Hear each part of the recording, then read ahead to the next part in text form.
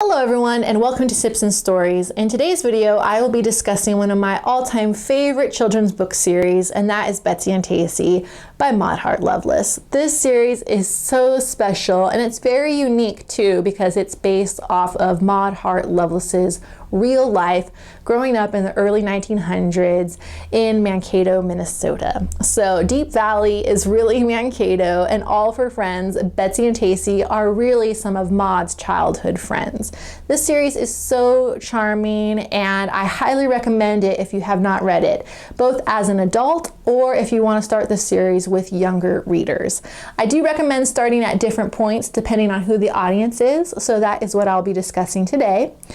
Grab your favorite beverage and join me as we discuss Betsy and Tacy. I will be dividing this video up into 3 sections. The first section, I will be talking about the books that are perfect for younger readers, and that is the first 4 books in the Betsy and Tacy series. The next section, I will be discussing the high school books, which are my favorite in the series, as Betsy grows up in high school and all the way until she gets married. Absolutely wonderful. And in the last section, I will be discussing some other amazing books in the Deep Valley series, which are loosely connected to Betsy and Tacy. These books are some of my favorite in the series, and I can't wait to share them with you today. In this first section, I will talk about the first 4 books in the series, which are geared for younger audiences. These are the ones I recommend starting with if you're reading them with children. So if you're going to read the Betsy and Tacy series with children, or you plan on gifting these books to children, I highly recommend that you start with the first 4 books.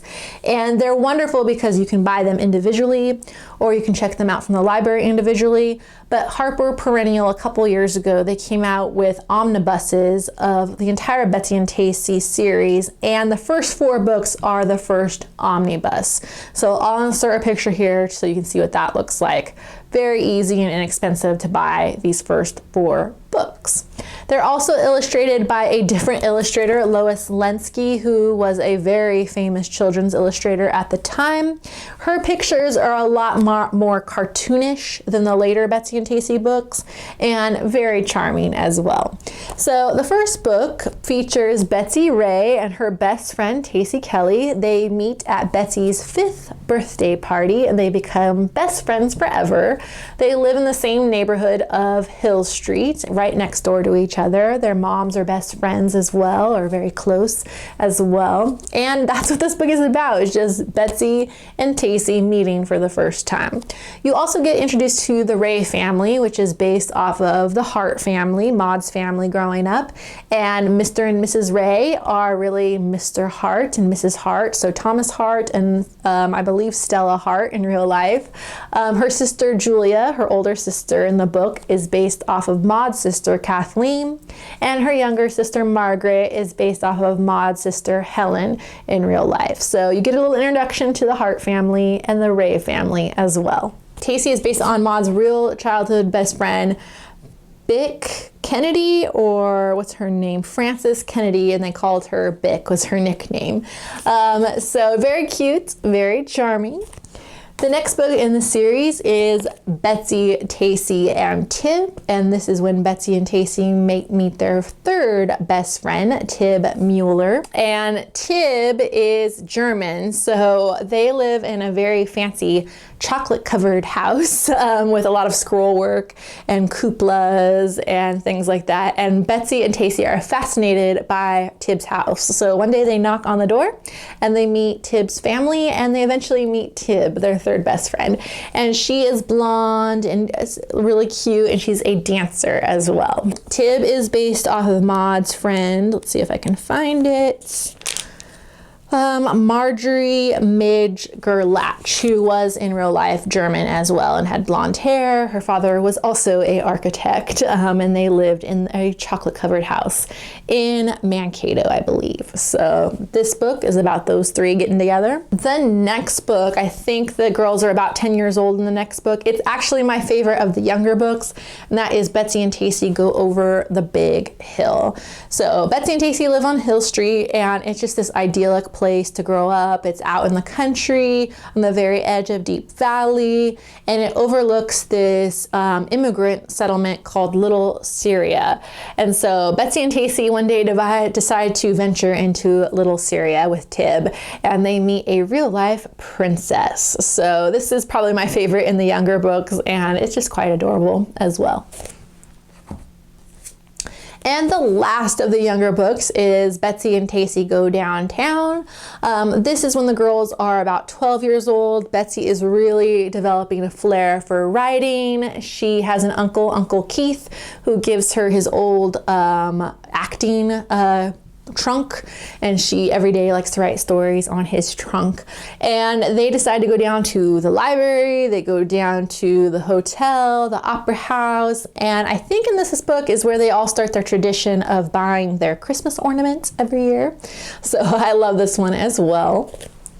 And so once again, these first four I recommend for younger readers, and they are illustrated by Lois Lenski. Now we're getting into the magic of this series, and that is the high school books.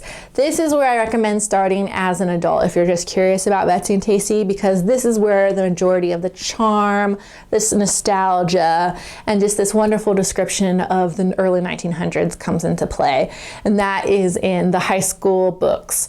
So Maud Hart Lovelace, at this point, Lois Lenski, her illustrator, dropped off. Lois Lenski did not want to continue illustrating the series because she was a children's illustrator, and she didn't think it was appropriate that she continue illustrating Betsy and Tacy. So her publisher, Maud's publisher, got a new illustrator, Vera Neville, and she was a young illustrator in New York, and her illustrations are really half the charm of this book. It's just, there are these adorable illustrations of all the fashion and just the cozy girlish feel to these books. I'll insert a couple here as I'm talking because they really set the stage of these books, and there is an illustration before the beginning of every chapter, so very similar to Harry Potter. And in these books, Betsy is older now. She is about high school age, so 14, 15, I believe. And her family, the Ray family, moves from Hill Street to High Street. So they move downtown in Deep Valley and closer to Mr. Ray's work at the shoe store, and they live closer to some of Betsy's new high school friends. In the high school books, Betsy's friends expand to the crowd, and instead of just being her, Betsy, Tacy, Tib, it becomes some of my other favorite characters in the series. So I'll mention those very quickly because they do have real life counterparts. The first one, I would say, who is my favorite character in Betsy and Tacy's gang, would be Carney Sibley. Carney Sibley plays the piano. She's a year older than Betsy and Tacy, and her house is kind of like the social place where all the friends gather. Her real life counterpart was named Marnie, so Maud Hart Lovelace didn't do much change into that name. She just took Marnie and turned it into Carney. Another character I really enjoy is Cab Edwards, who is Betsy's next door neighbor, and they just have really great friendship. They never go out together, but they're just best buddies. And Cab's real life name was Jab, so she didn't really change his name either. Jab Lloyd. And then we have Herbert and Larry Humphreys, who are based on the Andrews brothers that Maud knew in real life.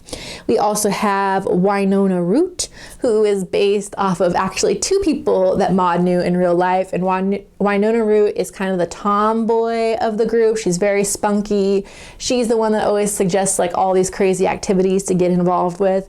So I absolutely love Wynonna's character, who is based on two of Maud's friends, Beulah Hunt and Mary Johnson. So those are some of the names that you will see a lot in the high school books. That is Betsy and Tacy's crowd. These books are not boring because Betsy is so obsessed with boys. So I think a lot of high schoolers can relate. And they do a lot of fun activities. They go to dances, to movies, to plays, to parties. The main thing you'll notice about these high school books is how social these characters are. They're always just hanging out at each other's houses, going on picnics, drives, parties, going out to dinner, going to plays, putting on plays, going to debates. It's just a really cool snippet of what the life was like at that time. And you can't help feeling in today's world with all of our technology that we lost something a little bit. We lost that social aspect of friendship, which maybe when the pandemic is over, we can return to that, because you can't truly be someone's friend on a camera or on the internet. You gotta be with people in person, hanging out, having a good time. And nobody in literature has a better time, I'd say, than Betsy and her friends. Also, Betsy is an aspiring writer, and you see that even from the first book, that she loves to write. She loves to read, and so every year in high school, she is asked to participate in the essay contest to help the Zeds win the house championship. And her main rival is a boy she meets named Joe Willard, who is also bookish like her. And Joe is very mysterious because he's an orphan and he's poor, so he doesn't want to really be a part of the crowd. And you'll see in later books that their relationship does develop. So that is Heaven to Betsy, Betsy's freshman year. Betsy, in spite of herself, is Betsy's sophomore year in high school. And I would say that this is probably my favorite of the high school books, is Betsy in Spite of Herself. It's just so cute. It's about how Betsy falls in love with this new boy, Phil, and he's very sophisticated, very wealthy, and she's trying to change her personality so that she can impress him. And like, who has not done that in high school? Try to change themselves to impress a boy. We've all done that. And in this case, Betsy changes her hair, she changes her clothes, she wears this perfume that no one can stand except her, and she just is trying to get his attention, and she does, but she realizes that she's not being true to herself. She's not being true to the real Betsy. There are also some scenes where she visits Tib in Milwaukee. Tib's family has moved away freshman and sophomore year to Milwaukee, and they are German, so there are a lot of German traditions that happen around Christmas time when Betsy visits. So those scenes are absolutely wonderful. And yeah, I'd say Betsy in Spite of Herself is one of my favorites in the series. The next omnibus includes the last two books in the high school books, and that is Betsy Was a Junior and Betsy and Joe. And Betsy Was a Junior, that's pretty self-explanatory. We see that Betsy and her crowd are a little more sophisticated, a little more sure of themselves. Tib and her family have also moved back to Deep Valley, so Tib has joined the high school crowd, and everyone loves her, of course, because she's so cute and pretty. And Julia has actually graduated and went off to university at this point, so it's interesting to see Julia's life as well. Julia, in fact, is one of my favorite characters in the entire series, her older sister. She's just a little more sophisticated than Betsy. She always does everything first, goes off to school, graduates, goes to Europe, gets married. She always does everything first, and she likes the great world. So Betsy likes her hometown and her friends, but Julia always wants to go out there in the real world because she wants to become an opera singer. So I would say out of all the characters in Betsy and Tacy, besides Betsy and Tacy, Julia is probably my favorite character in the entire series. And so in this book, she goes off to university and she is getting rushed by different sororities. And she's not sure which sorority she's going to pick. So Betsy and her friends think that is so glamorous, and they decide to start their own sorority. And disaster ensues, of course, because it's Betsy. There are some really cute scenes about football matches in the early 1900s, and I think there's some really great description of what high school football was like at that time. Pretty cool. They also have this really epic Halloween party, so I really enjoy this book a lot. One of my favorites from the series as well. And the last is Betsy and Joe, and Betsy and Joe's budding relationship finally blossoms, but her friend Tony Markham kind of gets in the way in this book, and it's just adorable to see Betsy and Joe finally falling in love. They compete in the essay contest together, and they decide to make plans of what they're going to do when they go to college. And it's basically Betsy's senior year of high school. So that's fascinating as well, just to see what commencement was like at that time, all the dances, all the parties that high schoolers went to, all the sewing that had to be done before commencement, and the flowers that had to be purchased and the hats they had to make. So absolutely wonderful. I really do enjoy Betsy and Joe as well. Now we're moving on to another one of my favorites in the series, and that is Betsy in the Great World and Betsy's Wedding. So Betsy in the Great World, I really think is one of my favorites in the series as well. So it's not one of the high school books. It's basically about when Betsy graduates high school, and she's kind of fallen out in touch with Joe. She got sick, so she didn't really start college at the right time, and so she doesn't want to go back to college, but she negotiates with her father to see if she can use her college money and take a round-the-world trip to Europe, because as a writer, she feels that she would much rather experience Europe than go to school and just be younger than everyone else. And at that time, a writer didn't really need a college degree. Just like now, writers really don't need college degrees. It helps, but she figures that she should have more experience in life. And it's absolutely wonderful. It just follows her whole trip. She starts off on this like transatlantic cruise ship, and she ends up in Munich, Germany. She meets an heiress who becomes one of her best friends. And it's interesting because she's in Munich in Germany right before World War I breaks out. So this is all based on a trip that Maud Hart Lovelace took in real life. And then she goes to Venice, and of course she has a romance with a young man named Marco, which is so adorable. She goes to Paris, and then she rounds things off in London, and she has this whole group of friends in London. I think they're called the Gang, and they are just writers and artists and reporters and things like that, and actors and actresses, and they are such a great group. And it's interesting to see what life in London was like as World War I is just breaking out, and Betsy's family is desperate for her to come back to America as soon as possible. So very, very fantastic book. I absolutely love Betsy and the Great World, and to be perfectly frank with you, it's my favorite in the entire series. The next book is Betsy's Wedding, and in this one she connects with Joe Willard again, and it's just adorable to see their romance in New York, their courtship, and then they set up house for the first time together. Betsy learns to cook, but it's not just domestic stuff like that like you would expect.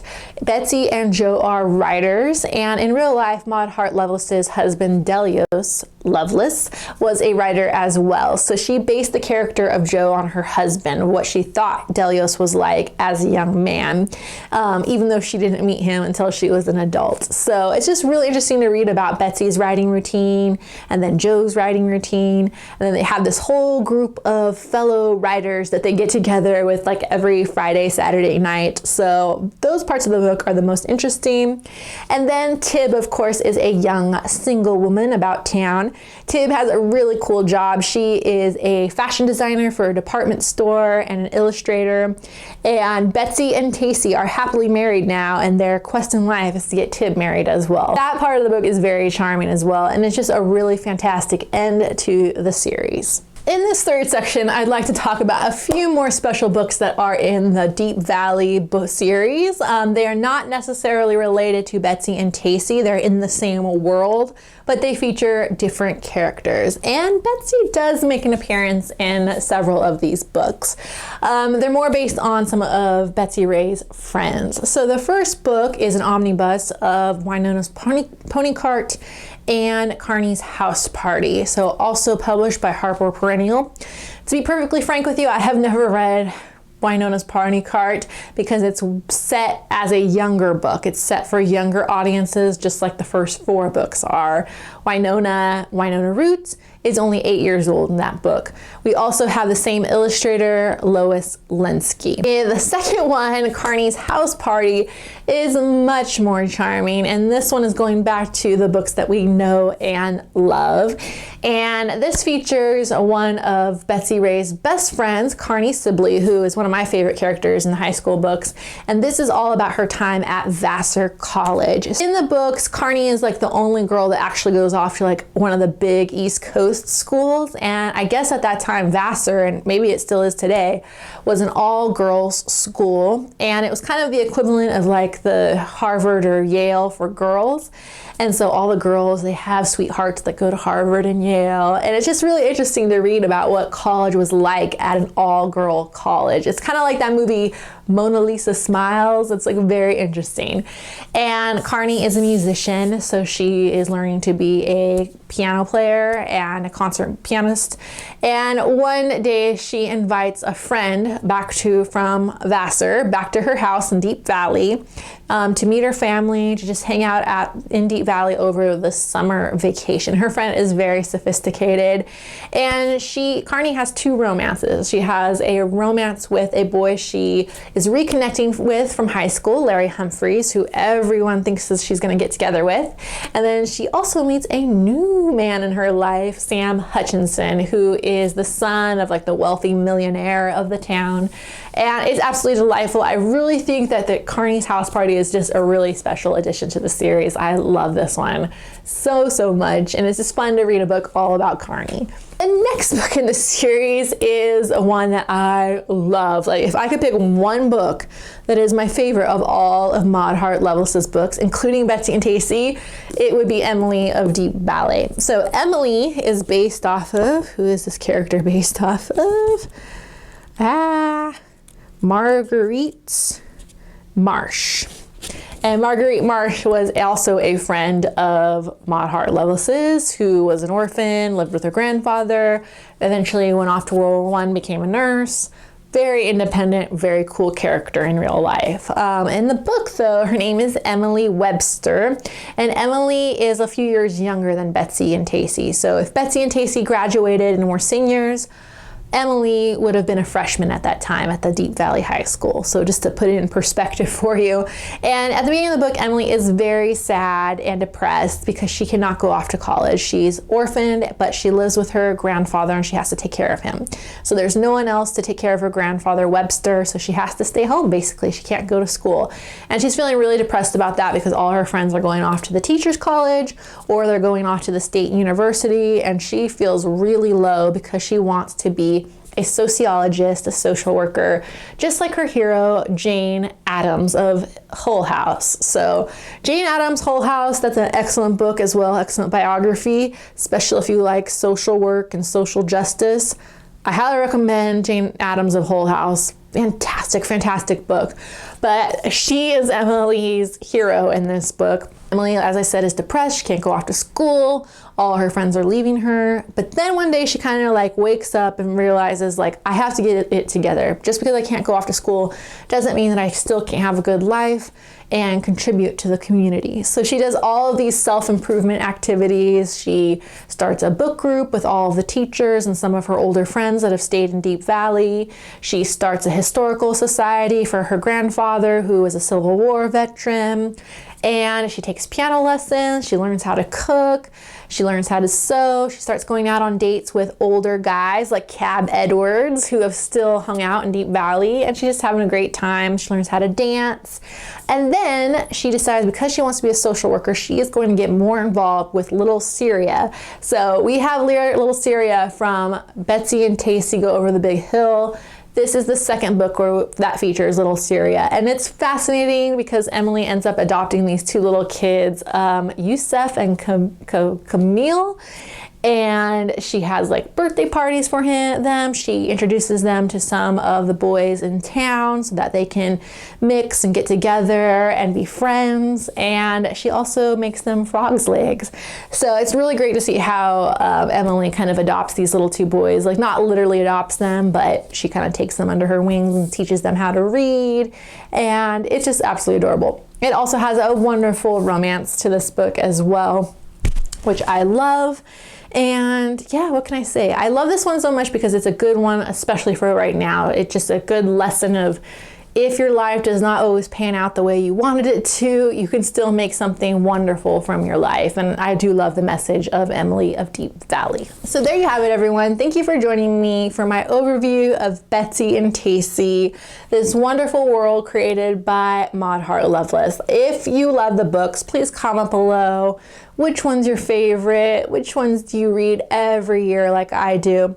And if you haven't started the series yet, I hope this video encourages you to. As I said, if you're reading these with younger readers, feel free to start with Betsy and Tacy, the first in the series. But if you're an adult like me, feel free to just dive into the high school books, because those ones really are the most charming books in the series.